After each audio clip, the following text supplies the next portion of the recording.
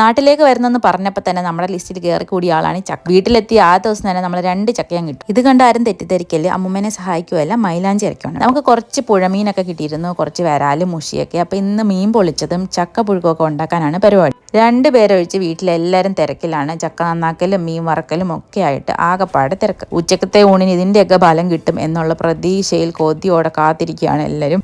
ഇവിടെ യൂട്യൂബൊക്കെ നോക്കി നമ്മുടെ ഷെഫ് മീൻ സെറ്റാക്കുന്നുണ്ട്. ഇലയിൽ പൊള്ളിക്കാനാണ് പരിപാടി. 1-2 മീനെ നമ്മൾ ഇതുപോലെ ഒന്ന് പൊള്ളിച്ചെടുക്കാനും ബാക്കിയുള്ളത് കറി വെക്കാനുമാണ് തീരുമാനിച്ചത്. അവസാനം നമ്മൾ ഇലയിലൊക്കെ പൊതിഞ്ഞ് കാണാൻ നല്ല സെറ്റപ്പൊക്കെ ആക്കിയിട്ടുണ്ട്. ഇനി ഇതിനെ ഒന്ന് പൊരിച്ചെടുത്ത് കഴിഞ്ഞാൽ സംഭവം സക്സസ്. പണിയൊക്കെ എടുത്ത് ക്ഷീണിച്ച് കഴിഞ്ഞപ്പം ചോറും ചക്കപ്പുഴുക്കും കക്കയിറച്ചി തോരനും വരാല് കറിയും കുറച്ച് പുളിശ്ശേരിയും പിന്നെ നമ്മുടെ ഇലയിൽ പൊള്ളിച്ചെടുത്ത് നമ്മുടെ മീനും ഒക്കെ ആയിട്ട് അടിപൊളി ഒരു ഊണ് കഴിച്ചപ്പോൾ സമാധാനമായി. നേരത്തെ കൊണ്ടു നടന്ന മീനെ വളർത്താൻ വേണമെന്ന് പറഞ്ഞ ആളാണ്. വെന്ത് കഴിഞ്ഞപ്പം കഴിക്കാൻ വന്നിട്ടുണ്ട്. എരി ഉണ്ടെങ്കിലും അടിപൊളിയാണെന്നൊക്കെ പറഞ്ഞ് കുറേയൊക്കെ കഴിച്ചു.